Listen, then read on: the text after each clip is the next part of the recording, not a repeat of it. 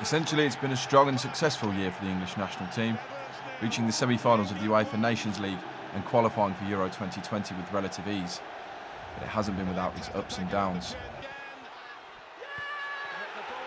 on and off the pitch. I'm dealing with a very young squad, and we're in a sport where emotions often run high.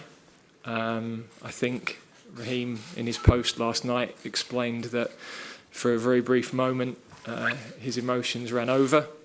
Despite some momentary off-field controversies, Raheem Sterling even earned himself a Ballon d'Or nomination thanks to his goal-scoring form for Manchester City, finishing 12th in the overall standings, the highest-placed Englishman ahead of Liverpool's Trent Alexander-Arnold. Bracket in my mind, just below the two global superstars. You look at his goal return this year, I think he's already into his 20s. I think his performance against Liverpool a couple of weeks ago was just simply wonderful.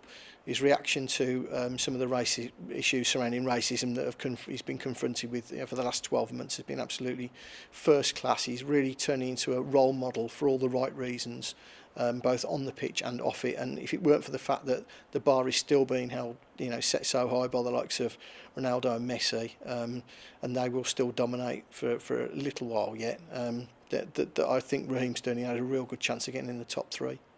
At just 21 years old, Alexander-Arnold is part of a bright future for the national team. Having enjoyed his start to life in the Premier League and winning the Champions League last season, he more than warranted his own Ballon d'Or nomination. Like I've just said, that puts it into focus. You always look for successful players in successful teams, and he's an absolute Rolls Royce of a defender.